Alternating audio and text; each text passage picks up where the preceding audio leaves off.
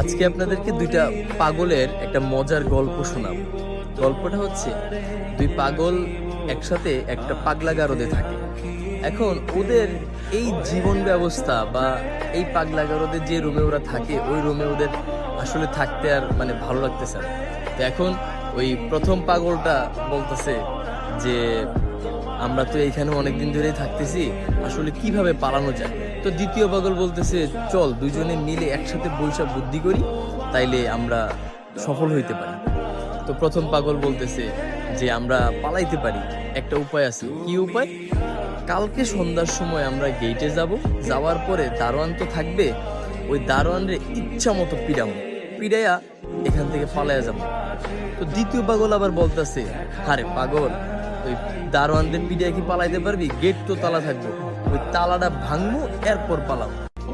তো প্রথম পাগল বলতেছে, আচ্ছা ঠিক আছে, তাহলে কালকে বিকেল বেলা আমরা একসাথে যাব। তো যথা নিয়মে রাতটা কাটছে, দিন কাটছে। এখন যে বিকেল শেষ, সন্ধ্যা হয়েছে, হওয়ার পরে ওরা ওই গেটের সামনে গেছে দুইজন একসাথে গেটের সামনে যাওয়ার পরে বলতেছে যে প্রথম পাগল পিটামো, এরপর গেট ভাঙবো। এখন যেই গেটের কাছে যে পৌঁছাইছে, যাওয়ার পরে দেখতেছে যে ওখানে দারোয়ান কোথাও হয়তোবা গিয়েছে, যার জন্য ওই দারোয়ানটা ওই গেটে ওই সময়টাতে ছিল না। তো এখন না থাকার কারণে প্রথম পাগল বলতেছে, হায় হায়, দারোয়ান তো নাই, এখন পিডামুকারে, তাহলে কিভাবে আমরা পালাবো? মন খারাপ।